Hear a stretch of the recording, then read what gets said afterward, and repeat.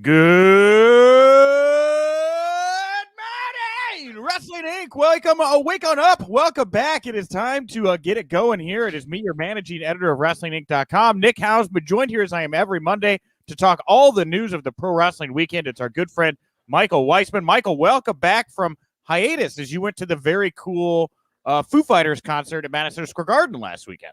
Yeah, I hated to miss the podcast, but what better reason than going to the reopening of MSG to see Foo Fighters in their first concert in, I don't know, almost 2 years? Freaking incredible, man. Just an amazing night. And, there's hope at the end of the tunnel. I know we keep saying that. It keeps getting closer and closer. We're almost through this damn pandemic, Nick. And you know what, Nick? Just not to derail us too much, but I got to go see some live wrestling this weekend too, dude. I got to go see a little local AML outfit. You got your boy, former WWE superstar Zack Ryder there. So, it was a cool. Things are happening in the world, and I am feeling good. Yeah, you feel that when you were in MSG and the Foo Fighters. Yes. I'm sure that energy. I mean, did it knock you over like a baseball bat? I mean, it's been forever, I'm sure, since you've been around anything near that. Right. I mean, it was 20,000 people, and it was just an incredible, it's one of those moments where there was nowhere else in the world I would rather have been at that moment. Just very emotional. Like you're rocking out like, hell yeah, we're going to do this. But also you're like tearing up, man. You're feeling the emotion, the crowd there. It was just a really special moment last Sunday. So just incredible, man. Incredible. All right. Well, we got a lot of news to get to here. I'm actually probably going to bring this up again later on in the show because it kind of ties into one of our stories. So I'll leave a little tease like that for now. But yeah, a ton of news to get to here. Also, if you're listening to us in audio form, you know the drill. After the news block, you're going to hear the latest conversation we have for you. This week, we're starting off with one of my talks. It is with new MLW signee Davey Richards. Of course, one half of the American Wolves in the house here today. And if you want to check that out in video form, it is going to premiere on our YouTube channel, 1 p.m. Eastern, so about 58 minutes from now if you're watching us here live in the video feed. And at the end of the show for everybody, audio, video, we're going to dive in the mailbag, and we're going to look at Smackdown and Dynamite from this past Friday and Saturday. I thought that'd make for a nice, meaty mail block segment because we have a whole lot more to get to. We'll dive right in. News you can use. News that will leave a bruise, and the bruising continues here as there were more WWE releases this past Friday. We'll start here. Killian Dane. Now, he released his own tweet announcing his release from the WWE before anybody else could get to it. Everyone else was reported elsewhere. Killian was the one that got it out on his own. Of course, Killian Dane married to Nikki Cross. He was the one who put out word that she actually thought of this superhero character that she just debuted on Monday Night Raw. Before we get to the rest of these, thoughts on Killian Dane no longer with the company, Michael? It's killer, man. And I don't say that jokingly. It's just crazy to me. This dude, big presence. It seems like the kind of guy that WWE leans into typically. There is a connection there, right? With Nikki Cross already still being on the roster. I was most surprised. Friday's releases, not to downplay anybody, a ton of talent on that. I was probably most surprised by this release, knowing what they had and Killian Dane and where they wanted to take him.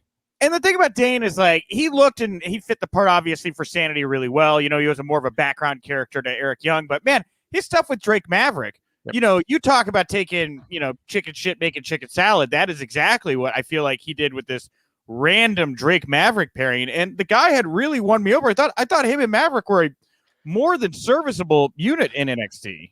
Absolutely. And I mean, that's the entire story of what I think Friday's releases were all about. Was we had a lot of serviceable units, but people that connected with the fans, but were really 205 Live and NXT superstars that I guess WWE felt they could do without. So I think Killian Dane is one of those guys to me that beyond just that pairing with Maverick, I think that I could see a future where they spin him off and kind of did the Braun Strowman thing at some point with him, right? Where he's kind of part of a tag team, gets brought up in a group, whatever else, was with Sanity for a while.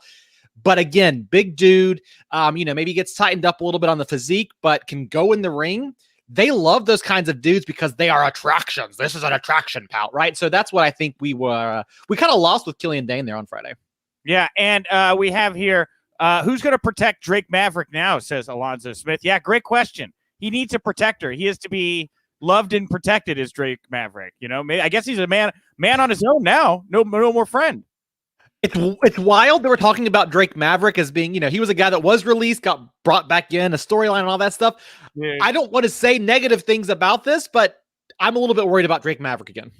I thought this. I felt bad thinking it, right? But I mean, what a yo-yo effect it would be for that guy, like 2 years on and off. And I think that he's probably safe just because, like, similarly to Samoa Joe, he was somebody that kind of got released and brought back real quickly, and I think for good reason. I think he's in probably really good standing. Of course, Jeremy Borash is in the back there. I know a huge Drake Maverick fan as well. That probably can't hurt his cause, Sure. So, anyway, I think Drake is going to be okay, right? Well, we'll get to the next. Let's get to the next batch. We're going to take this in batches as they were reported by the sheets here. So Fightful, they also reported that Tony Nese, Arya Davari, Fandango, Tyler Breeze, Tino Sabatelli, and Everrise, Chase Parker, and Matt Martell were also released. So we'll start with these. Of that, I mean, there's some names in there. Who surprises you? Fandango, Tyler Breeze, great pairing, did fantastic work. You talk about making chicken salad out of chicken shit, right? They did a fantastic job with everything they've been given. The Fashion Files, I know, kind of really took on a life of its own there for a minute, but I'm not surprised. They were just being underutilized. Tony Nese, dude. Tony Nese is a guy that, just at WrestleMania having this special moment not too long ago, and that's a big loss to me for that whole company, really. And then, Everrise, there's a tag team with a lot of potential there, and it seemed like they have new merch out. They were investing in them. It felt very sudden and unplanned that this happened with them. Yeah, the Everrise thing. I mean, I guess when you look, I try not to read too much into like the booking, but maybe in NXT I should, right? Because this is exactly how they did Alexander Wolf, right? They had Imperium lay him out.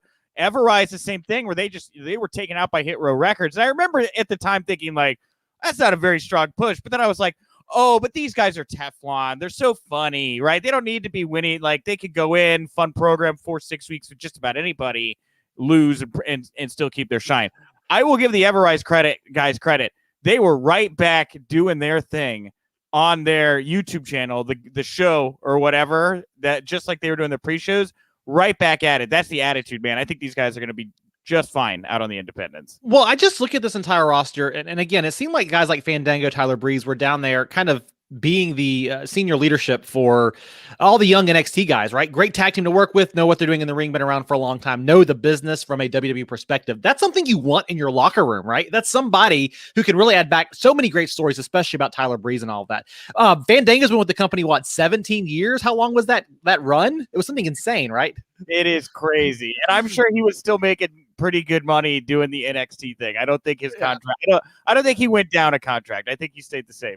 But that's what's strange to me about all of these releases. And we got a few more to get to here, but like you look at this batch of talent, and I'm sure they're saving money with a guy like Fandango, Tyler Breeze, that they're not seeing a spreadsheet return on. But Everrise and Tony Nese, I want to include them in kind of talents like that are homegrown. You can't be spending a ton of money on them, and you're going to get all that money back in the long run if you invest in them. Now, I don't know what they saw or did not see in these particular talents, but I'm just a little bit surprised that you're cutting, I want to say, more affordable talent like this. Well, and we have Samantha here saying, good call. Good morning, all. I can't believe there's been more releases like Tyler Breeze and Fandango. Will the affect the up, down channel, since Tyler's a big part of it? And WWE owns it, right? I did think how you got to feel bad if you're Xavier Woods, right? I mean, this is something he started from scratch. Obviously, the company took control of it in order for him to keep his position and everything going. But to watch a bit, because Tyler Breeze is a huge part of up, down. Sure. It's a loss, man, for sure. I wonder if we ever see a future where they start using talent a little bit differently, because they do have so many channels like up, down. And I know that Xavier Woods did post a couple of things over the weekend that were kind of honoring Tyler Breeze and his contributions to everything up, down was. But I wonder if we're going to see a future where, with all of the, the Uno and the up, down channel and things that they're branching out with as a company, where they would bring in a Tyler Breeze, and maybe he's not a talent from the, hey, I'm going to go out there and wrestle perspective. He's going to be a network or a YouTube talent, or they find ways to cut these guys deals and keep them around brands they're familiar with and not pay them wrestler paydays, right? Sure. Yeah. Like Tyler Breeze still being a part of up, down, even though he's not part of the company. Sure. I mean, yeah, I could see something like that. I mean, but of these names, like Tony Nese, right? Like Dino Garofalo here saying, I really think WWE did wrong by releasing Tyler Breeze and Tony Nese. If they were bigger guys, they would have flourished, a ton of potential. Zero opportunity. I don't know about the bigger guys thing. Braun Strowman is without work right now, and he's as big as they get. So, And it's not always about how big you are physically. It's about how big you can be in the ring. And I think you look at a lot of these guys. Tony Nese is one of those guys. He projects very well, which is why I'm a little bit surprised by it. But it's not always about just the raw size. Yeah. Yeah, I don't know about just that. But with the lastly here, before we get to this next batch of names, Fandango and Breeze, of all of the releases, I think were probably the biggest for me, bigger than Killian Dane, just because like you're talking about a guy in Fandango who debuted at WrestleMania and a win over Chris Jericho, right? I mean, top level programs. Tyler Breeze wrestled Jushin Liger in his only WWE wrestling match, right? You know, these guys were given real opportunities here, really got over as a tag unit. I don't know what I don't want to speculate, but like it seems political that Tyler Breeze did not do better in the company. I mean, undeniably, all the tools are there. I don't know why this guy wouldn't have flourished more with the company, but those two specifically, whether as a tag team or singles, will A, thrive on the indies if that's what they want to do here for a while, or B, I mean, these are real. I mean, there's some assets out there right now. I mean, if AEW is overloaded and they can't take it, Ring of Honor is going to be yoked here in the not too distant future, I think, with talent like that. I don't see everybody going to Impact. I don't think Impact has the capital. A lot like an ROH. Like, I really think ROH is the one who's going to stand to benefit a lot from all these releases. Well, and would you want to go to Impact along with everybody else and kind of fall on down that ladder behind all the people that have already been going there in the last 6 months to a year, right? Yeah. Tyler Breeze, speaking about Tyler Breeze, a guy that can really sell himself, a guy that will go out there and generate interest for whatever promotion he joins, and he has the connections, he has the following, and is just so well received. Fandango included in that, great talent as well. But especially Tyler Breeze, you just, I think there's going to be a bright future for him. I don't know if he ends back up in NXT someday or WWE, but he had a killer character, right? He has a killer presence, something unique, and kind of this mix of like Shawn Michaels. You get that kind of Shawn Michaels-esque feeling about him. So We'll see. Nick, I'm just like, I don't understand how they view talent. Tyler Breeze is one of those guys. If you remember when NXT came on to the scene, right?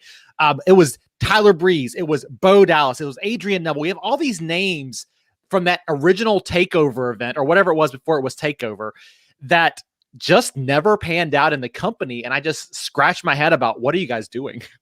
All right. And then the next bout, next batch of releases here. This was the batch confirmed by PW Insider. The Bollywood Boys, Sunil and Samir Singh, Marina Shafir, Arturo Ruiz, Kurt Stallion, and August Gray. And they also gave a little bit of update here on Shafir and Ruiz. Shafir, of course, married to Roderick Strong. They had plans to change her ring name. There had been pitches for her new name in recent weeks. Her release came as a surprise as Arturo Ruiz and Shafir were planned to be a part of the Diamond Mine stable that debuted on NXT this past Tuesday. Ruiz, the former jiu-jitsu fighter, amateur wrestler who represented Brazil in the 2011 Pan American Games, was scheduled to be one of the original members of the group as late as mid-June. He was instead informed a few days ahead of the stable's debut that he was going to be left out. Shafir, a member of the MMA Four Horsewomen with Ronda Rousey, Shayna Baszler, and Jessamine Duke, was pegged to be the female enforcer of the group, and prior to her release, was still expected to join the Diamond Mine. So real last second, it sounds like on both of those two on the decision to be released. That's wild. If I were to ask you, Nick, what is the identity of NXT these days, 205 Live, anything that is not Raw or Smackdown, what is that brand's identity? It is rough right now, man. And like I look at NXT and I don't dislike the NXT product. It's just, there's a lot of things that kind of feel we're hitting a bit of a stride again, right? In a way where it doesn't feel like a whole lot of kind of unpredictability. The Joe stuff was great. That was certainly intriguing for a week. Huge interest there. But then the next week, Joe is just an enforcer, right? And we're right. Yeah. I don't want to be dismissive of that, but like it was great that first week, and now he's there. Brought him back for this. This is what we wanted to bring him back in. Yeah, he's there, right? Cross is feuding with Gargano for some reason. I don't quite fully understand that at the moment. It is just kind of NXT is waiting for, I think, that next thing to kind of grab. I mean, even Cross right now, I don't think the stories about him doing main event or him and Scarlett. I mean, considering NXT is like your most devout hardcore fans, a lot of them probably know what's going on. And does that disinterest and disengage people from your top champion, knowing that like people are maybe going to mess with the thing that you really like from that show? I mean, it's just weird. You know? It feels like they are setting themselves apart. There's been a change in direction in the last couple of years, and really the last year especially, that, you know, there for a while, they built up, let's give them credit, right? That audience that AEW now owns, that hardcore pro wrestling, we want a certain style of sport-based wrestling. They created that and created the demand for it again, or brought it back in-house, I should say, with NXT, you know, 6-7 years ago. It feels like they're like, no, we don't want to focus on that anymore. In fact, we want to rip out the tag team wrestling, the women's division, all of these pieces. We don't care about that. We want to focus back on the main rosters. This is me reading the tea leaves, but I just believe there is a strong pivot away from NXT right now and 205 Live in that kind of audience, and they don't want to spread themselves too thin over there.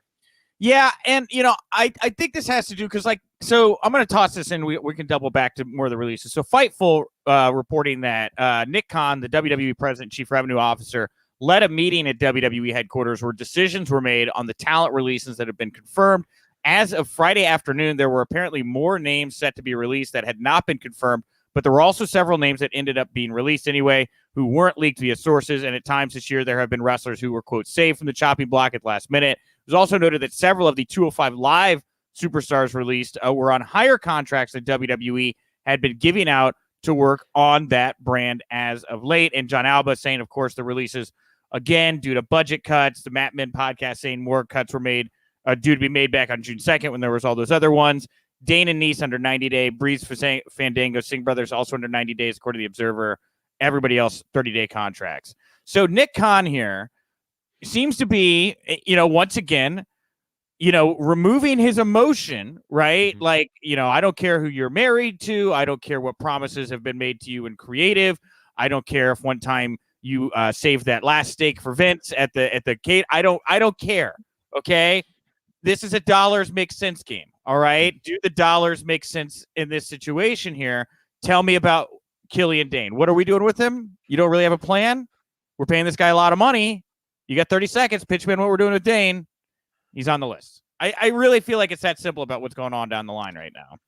I think you're right. And I think it's one of those you've heard for a long time. Vince McMahon doesn't necessarily stay tapped in to 205 Live or NXT as much as he does the main roster brands. It makes sense, right? You have Nick Khan. Obviously, all of these decisions run through Vince, but if Nick Khan comes in and asks that question and Vince is like, I don't know, we don't have a plan for him. Right. Creative reasons is not a good reason from a business standpoint always to keep somebody. Now, long term, it can pay off if you play it right. But in the short term, and listen, we know WWE is making deals on a bunch of big corporation to corporation B2B type stuff, right? NXT's got that USA deal. I don't know what the numbers on that deal are, but I would imagine they see that as kind of the whipped cream on top of everything else. And so they're not going to spend a whole lot of money on that whipped cream, right? We're going to go with the bargain. We don't need to have all this talent tied up down there. We can create new talents, bring them in younger. We're not going to have to pay them big contracts so they were an established name from somewhere else, right? And we got to protect finances all across the board. But again, I think in all this, you're losing that NXT audience, but maybe from a business standpoint, we just don't care. Well, and I have some actually, I don't think this has been reported anywhere. I think I'm ready to like kind of let this out. We may write this up here on the site, I think this afternoon, but at least for some of the other releases, something I heard was like, so we have Kurt Stallion, August Gray, right? These were Evolve talents. We had Brandy Lauren was part of the last class Evolve talent. Jake Clemens, referee for Evolve, part of the last class, also released. So while we kind of know with the big budget guys, that's why it happened. We kind of know why the 205 Live guys, that's kind of why it happened.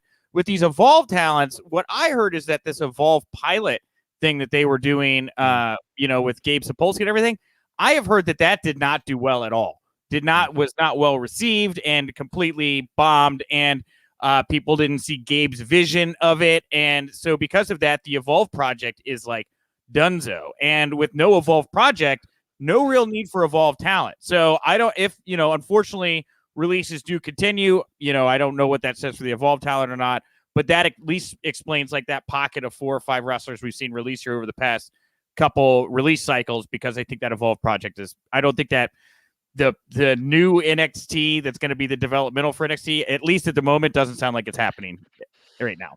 That makes sense. If you look at the talent on this list, I'm more curious, Nick, to see if anybody kind of comes back into the fold. We talked a little bit about the rumors of Aleister Black. People are like, well, maybe we shouldn't have cut him, or rumors and right. But like guys like whoever. I mean, Braun Strowman was the big name from the last round, but is anybody from this list we could see back in the company in the not too distant future? But you run the risk of being kind of wishy-washy with talent relations, and I don't think you want that. I think if you're Nick Khan, it's got to be, we're letting these guys go. They're gone. We're moving on with our lives, right?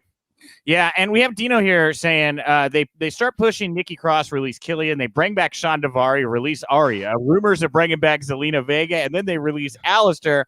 What the hell? Yeah, again, like, I think it's just a new day with Nick Khan there in charge, and I think that, again, like, the politics of pro wrestling are seemingly mean a lot less, at least when it comes to keeping your job, than I guess maybe it has in the past. So there's always these stories. A lot of wrestlers who've been around a long time will tell you if Vince, it's crazy to say this, but Vince will go to bat for you at certain times and sees you in his own weird way. We'll see, maybe not everybody, but certain talents as family, and they'll look out for you. And there's some kind of like insider perspective that when you're in the business, Vince has a certain way of looking at talent. And I think Khan is just a businessman through and through.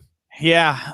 One more bit of release news. This wasn't technically tied, I don't think, to the Friday releases, although it may have timed out because the stories dropped pretty close to each other. But anyway, Fightful first reported that WWE fired creative writer and producer Kenneth Mobley. She's a stand-up comedian and podcast host who was just hired to work Raw earlier this month. She made headlines this week for her recent appearance on the Asian Not Asian podcast, where she revealed that WWE did not require her to have any pro wrestling knowledge when they hired her. She received significant negative feedback from fans for some of her other comments on Twitter and the podcast, including not knowing if WWE champion was named Bobby Ashley or Bobby Lashley. Now, the Observer saying Mobley's comments received some attention from within WWE. It was noted that Mobley was under the gun for speaking publicly about subjects that WWE did not want talked about. We mentioned before how WWE's job listings for creative writers do not list a knowledge of pro wrestling as a requirement. Her comments didn't come as a major surprise to some. There was a negative reaction to Mobley's comments. It is not the only Mobley's not the only WWE writer in this situation, as this is typical of many writers. WWE officials reportedly were embarrassed by this going public due to the feeling that it makes the company look, quote, blindly stupid, quote, to the outside world. There's a lot, and I'm glad we get to talk about this because this has been kind of an evolving story since it broke last week, these comments, and then, of course, the release. And I always hate for anybody to lose their job. So I'm not excited to say and talk about somebody losing their job, but I'm excited to what perspective this gives us to behind the WWE veil. And listen, those comments last week, you mentioned the one about calling him Bobby Ashley, but to me, the more damning one wasn't getting the name wrong. It was the fact that she talked about the Hurt Business, and the way she described them was, let's see if I can find the exact quote. I think it was something along the lines of, they wear suits and they're like, we're cool. That's how she described her perception of the whole, we wear suits and they're like, we're cool. No, the Hurt Business beats the crap out of people. They are a heel faction, bad guys. We don't have to use insider terminology there. Bad guys beats the crap out of people. They dominate the competition through brutality. They're not wearing suits and like, we're cool. So I think this is interesting because, listen, guys, we're all pro wrestling fans in this room. If you're watching this podcast or listening, you are obviously a pro wrestling fan. But companies will not just hire pro wrestling fans because they're a corporation. They see a skill set as being a TV writer or a comedy writer, and they think, listen, you can write, and we're going to give you a different topic to write about than you typically do, but you are still a writer first. That is your skill set, right? They're not just trying to find pro wrestling fans to hire or pro wrestling insiders. So they hired Mobley as a writer. To me, the problem is she shows a lack as a writer of ability to, I'm getting a little, again, there we go. Mobley shows a lack of ability to branch out and think about pro wrestling as a product differently, right? She might be a writer. She can write about a lot of topics, but she's got to have a basic understanding of the kind of stuff she's writing and be able to come in and learn about it. And that oversimplification of a heel faction like the Hurt Business, to me, shows that she is not capable of adapting to that environment. Yeah, I'm of mixed opinions about this. And by the way, sorry, I was trying to set up a screen share there, and I don't know how the audio overlapped. But anyway, our player played. I'm of two minds about this. One, yeah, I mean, look, they don't want you as a creative member talking about current WWE creative. Look at Bruce Pritchard, right? Like he's still successfully doing this stuff with Conrad, and there is a very hard. You could do this, but you can never ever mention what you were working on at WWE, right? That's pretty much known. And if you sign, that NDA while you're working with a company, I think that's the most glaring thing that I would cause for her to be terminated. As far as like not knowing about pro wrestling and stuff, like, I think having outside eyes and ears on a product that are outside of the bubble can be great, right? I mean, we're still talking about a black woman that wrote for WWE, which at least is going to bring some kind of perspective to their product that I hope they're getting outside of a room full of white guys who love pro wrestling, Sure. So I don't really mind that her knowledge of the business wasn't there. I just think that, for her to speak publicly, it shows just her lack of understanding of the business in general to go out and do a podcast and talk openly about the creative of WWE while working for the brand. That's a huge no-no. Not really understanding what the Hurt Business is or Lashley and kind of bringing an outsider's perspective to whatever that maybe she just saw it as like, we're cool, tough guys. Maybe she thought there wasn't a whole lot of depth there and was fighting to bring them more depth. And they were like, no, these are just badass guys that wear suits and they are cool. Maybe that's what she's reiterating what she's being told. Right? I don't really know, So anyway. Well, and that's it. And that's to me and then we're going to get really caught up on this one comment or a couple of comments that she made in this environment. I think I agree with you, Nick. I think it is healthy to bring in outsiders to have that balance. Not that we should have an entirely outside thing, but if you're always inside, you're always just going to get the exact same vision and the exact same version. And it kind of goes back to this NXT thing earlier. They are branching beyond being the hardcore wrestling show and hardcore wrestling audience, right? You have fans to write, or you have insiders, fans, right? People in the business to write about it. Bring in outsiders. But to me, these comments and the ability to go out there and speak about them and talk about them the way she did showed a certain level of not being willing yet at that point to understand the dynamics of the business and what she was getting into with WWE. And again, focusing too much on some comments here, but I think you've just got to make sure you bring in the right outsiders who are going to be able to understand that I don't know this business and I need to learn a little bit more about what the creative is and not oversimplify it. Scott Ficca here saying, can you imagine walking into a job interview and saying, I know nothing of your company and what you do and still get the job? Now, we don't know that she knows nothing about the company. She probably walked in, was like, I used to watch Lita Intrastratus on the CW network or UPN, right? Whatever, I'm guessing some familiarity with it. But like, I've certainly, as a salesperson, like sure. I've taken jobs where like, I did not know a lot about the product. I sold walk-in bathtubs for about 9 months. And guess what? I didn't know dick about bathtubs before walking into Lemonis's warehouse on the south side of Chicago, and I started selling walk-in bathtubs. I learned about dual drain technology. Because your skill set was sales. Her skill set was writing. Like you don't have to know. You adapt that skill set if you're right. Yeah, exactly. Like I have a skill set of I can sell things. She's like, cool, I can write things. Yep. Great. You seem like a qualified writer. Awesome. You're a good salesperson. We will teach you about the product. You will mold the product. I don't like the inherent, like people just screaming like, oh, I hate that they're hiring all these non-wrestling people. Like I don't have that same fervent anger or upsetment about that. Like, again, this is more of a protocol issue for me, right? Like we're going to hire you. You don't need to know a lot about the product. That's fine. Just don't go run your mouth about it and tell people you don't know anything about the product, It's like, listen, you think Chris Evans was the biggest Captain American fan in the world and that's why he got the job as Captain America? Or that, I mean, I'm sure Robert Downey Jr. loved Iron Man to a certain extent, but these people are hired because they are great actors and fit the mold and they learn more about the character and how to talk about it. The thing for me is as a protocol piece, but it's also a little bit of that professional maturity, which is a protocol, but also don't go talk about it because you got to know where your boundaries are yet. And if she is new to pro wrestling business, maybe don't speak at length about it and just defer certain things, right? Just know that about yourself. I'm going to overextend myself and make myself and my company look bad if I'm not careful. All right. Off of the releases. So I told you I was going to circle back to your Foo Fighters thing. So you were in the house when Dave Chappelle came out and sang Creep with the Foo Fighters at Madison Square Garden, right?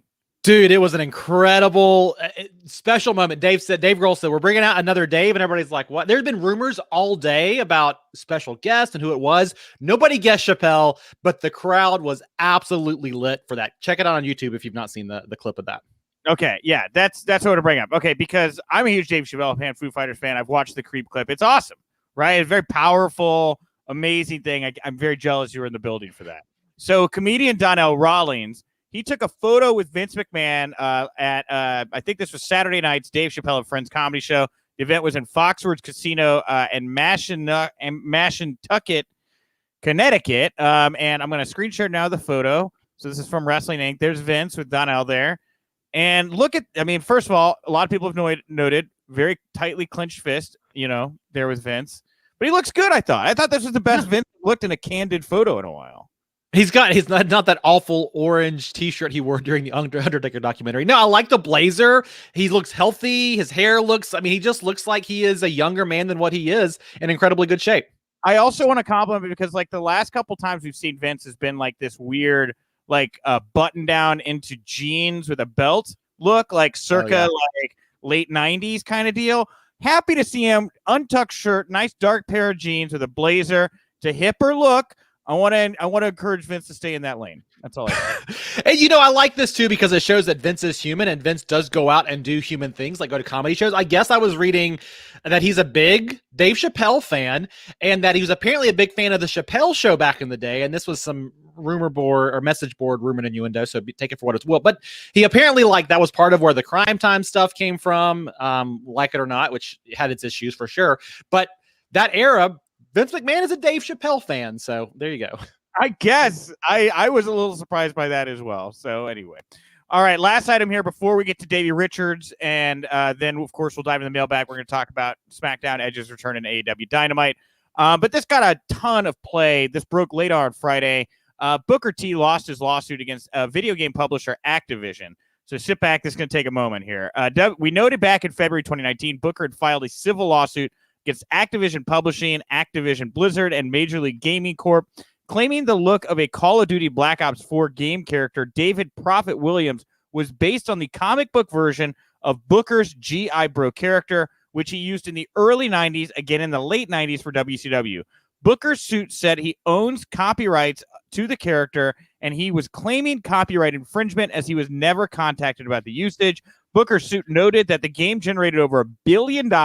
He was just looking to be awarded whatever relief was determined by the courts. So in an update, jurors found that Activision's arguments were more persuasive than Booker's. Activision argued that Booker had contracted away to WWE all rights to the promotional material as well as rights to images and other depictions of G.I. Bro. Booker responded by insisting that he only contracted away intellectual property rights when they are used in connection with the business of pro wrestling. He asserted that the comic book character G.I. Bro does not fall within that limitation.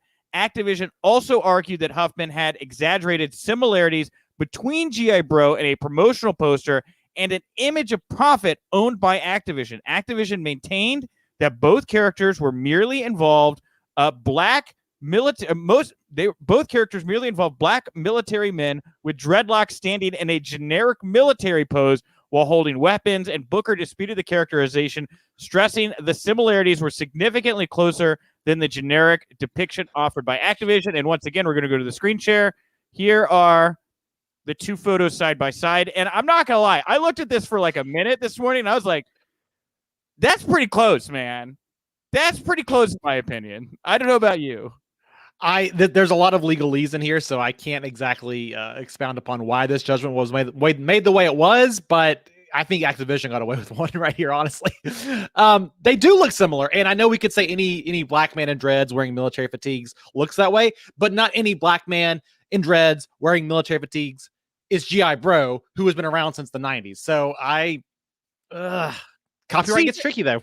Here's the thing that bugs me, because again, I'm not a trademark lawyer, right? Sure. But like, it does sound like Activision was trying to initially make the case, well, even if we did do what you're claiming we did, you don't own the rights to it, so you can't sue us for doing that thing.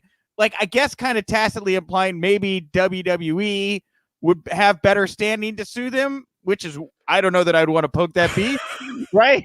But like, get out of one lawsuit to open up another one. That's the lawyer's game, right? Keep the things moving so they can keep billing for hours. Dude, yeah. Alonzo Smith here. Don't disrespect Booker T. Pay him the money he's owed. Can you dig it, sucker? I think, like, again, I looked at this. I just think Booker had a case here. These kind of look the same to me. So I think so too. I mean, I do want to go back. It's worth pointing out that the original instance of G.I. Bro from the 90s did not look quite the same, right? The original instance of G.I. Bro had face paint and had a different vest and a different hat. And if you go back and look at that, they don't look quite the same. But also, that was one of the first big, black military characters that kind of had a big spotlight in pop culture. So there's some rift there anyway, right? And that's the thing, is like, it could have just been something where like they were looking for something to base the character off, and the artist found this photo of G.I. Bro and like decided to kind of, use it as an inspiration, because it does look very familiar in my opinion, especially when you put those photos next to each other. Not sure, right? But anyway, bad day for Booker T at the courtroom. That's all there is. So, all right. With that, we're going to dive to the mailbag. It is the end of the show. Thank you all so much for sticking around. We still have some big stuff to talk about. Thank you to Davey Richards for coming on. You heard him just in audio form. If you're watching this in video form, we're 24 minutes away from the video debut of my interview with Davey Richards over on Wrestling Inc.'s YouTube channel. So you can jump in there, join the chat, enjoy that premiere alongside all the other great Wrestling Inc. fans. And today's poll question over at WInc Daily, WINC Daily, that is the poll, or that is the Twitter account to follow to vote in our daily polls, is based off of the shows I was watching this morning as I was getting ready for my week, because I usually watch wrestling in the mornings. I watched both Dynamite and Smackdown this morning. And there were a couple big items that came up both shows. I thought both shows were very good. I wanted to ask you all to choose which show you thought was better. So I'll start with on Smackdown. Edge returned to Smackdown. He laid out Roman Reigns at the end of the show very dramatically with a steel chair, everything like that. So he's going to face, it's been announced, Reigns at Money in the Bank, but Rollins teamed with Bayley to defeat Cesaro and Bianca, and Rollins made a case for why he should be the Money in the Bank opponent. Right now, Edge, Rollins rumored for SummerSlam, Roman, Cena also rumored for SummerSlam. We'll start with just that. Edge's return, how'd you think it come across, and what do you think of where they're going here going into Money in the Bank? I feel like I thought Edge looked great. I'm a big Edge fan. I thought he looked fantastic. It was intense. It kind of made him seem like a credible challenger, which is what you want when you're trying to build a pay-per-view match, right? So I loved it. I loved everything about it, and it ties back into WrestleMania. I don't think we're going to get the one-on-one match. It seems like we're teetering towards the Seth Rollins storyline, and I don't think Edge is the guy to take it off of Roman, even though I love that idea. I think it's great poetry. They want a bigger name for it. So it'll be a fun match for Money in the Bank, and it will be a good filler match, but it will be yet again another legend to hang on Roman Reigns, belt of all the scalps he's got before. So I like it. Good hot angle, but I don't believe it's going to go anywhere meaningful other than just a pay-per-view match. And see, here I start to like kind of follow the road of like, how do we get there, right? And Roman defeats Edge. Edge then fights Seth Rollins at Money in the Bank. So like something would have to happen in the interim there. Maybe Rollins would like interfere in that match or something. And like, it just becomes too convoluted for me. Like, part of me thinks that this, much like what happened with Edge at WrestleMania, I think this becomes a triple threat at Money in the Bank. I think it becomes Rollins, Reigns, Edge. It's very competitive. Roman ekes out this victory somehow. Edge and Rollins spin off into whatever is going to happen between them at SummerSlam. Insert John Cena into the picture. That's what I think is going to happen here. I think so too. And I think what we're building towards, Nick, and I just kind of thought about this, is a longer term story with Edge. We know we can't crown him right now because Roman Reigns has got this hot fire story going. We're going to bring in a big name to challenge him. But what if Edge gets the title shot at WrestleMania and at Money in the Bank, and then maybe sometime next year, or maybe when he's closer to actually retiring for that final time, he finally gets that moment. Then we can say in the last 2 years, he's had so many close opportunities, they're going to bring it back at some point. But all in all, I liked it. I'm not thinking that we're going to go that route come the long term. Yeah, and Lady was here saying, by the way, no more triple threats. Yeah, but I'm just saying, if you look at how things have gone, that's how this seems like it's going to go for me. So that was big, right? And I thought that the Usos was a great through line for the whole show. I just thought it was a very fun SmackDown in general. You go over to AEW Dynamite on Saturday night, very competitive half-hour main event. Kenny Omega retains over Jungle Boy in a very close match and I mean the fans there just going nuts, right? They really made that match. So God, it was a hot crowd, and you talk about crowds elevating this. If this had not happened when it did with that kind of energy, it would have felt special, but not this special. And great match, but kudos to the crowd for really Jungle Boy, freaking superstar, even in defeat, right? Yeah, really, really looked good. So we also had on that show Ethan Page challenging Darby Allin to a coffin match on the July 7th Dynamite, and after the show, Eddie Kingston cut this promo. And it did I think it may have been the top trafficked item of the weekend. Maybe more so than like some of the releases. I don't know. but people were really into this. And I read the promo. I didn't watch it, but he cuts his promo and he talks about how AEW, unlike quote the competition, which I'm guessing is WWE. He says, I'm burning a bridge, spoiler alert, whatever. They listen to the fans, right?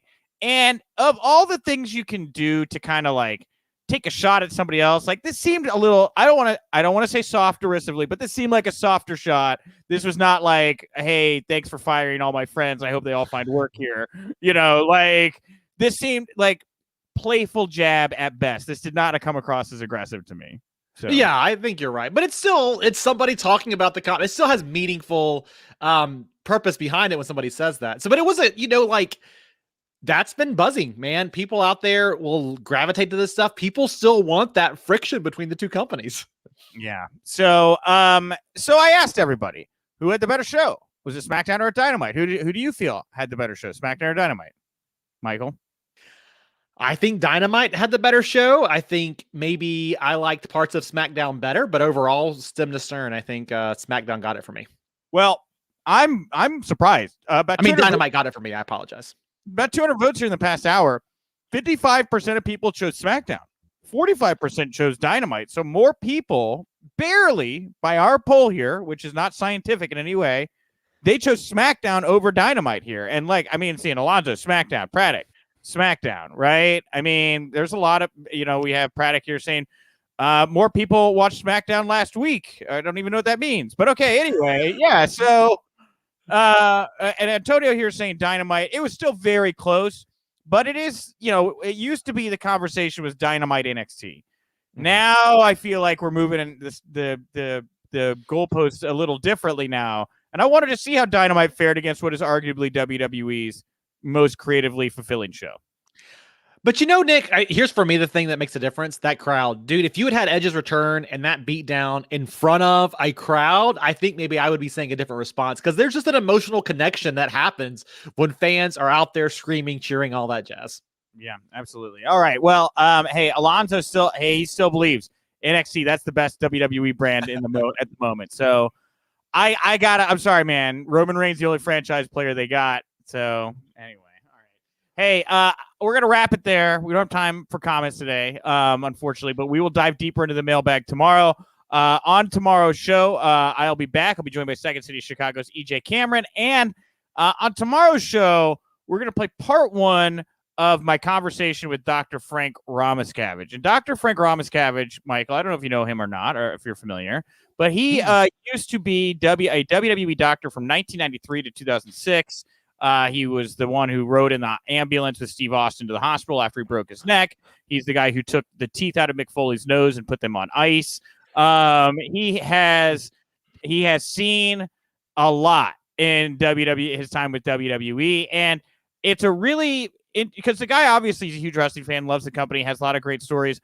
I maybe get more interested in his interactions with Vince and the way WWE engages the medical community than I think that he was maybe expecting. But once I kind of got into it, and you start to realize, like, well, Benoit's when the CTE stuff kind of came out, and that's when they started to learn things and their protocols changes. And this guy started in 93 and he ended in 2006. So how does the psychology, like how does a doctor who works for WWE think, how does that evolve over that period of time? Does practices change? Like, do you notice different things? Like, do you change what you're doing? Do they change what they're doing?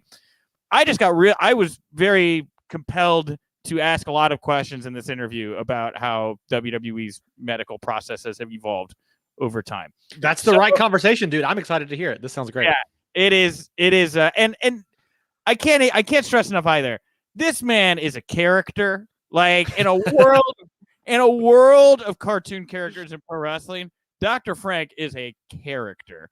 And so I think you guys are really going to like that. Part 1 will be tomorrow. Of course, Wrestling Inc. Daily, brought to you by Wrestling Inc. We're on all major social platforms. You can find the Wrestling Inc. podcast here at nights after all the big shows and over on the RSS feed. Michael, what do you want to plug, promote, put over here to wrap up the show today?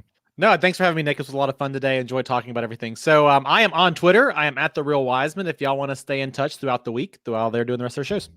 Yeah, everybody. And I'm at Nick _Hausman over on Twitter. Thank you all so much for tuning in. I will talk to you on Monday. And remember, if you winked, you didn't miss it.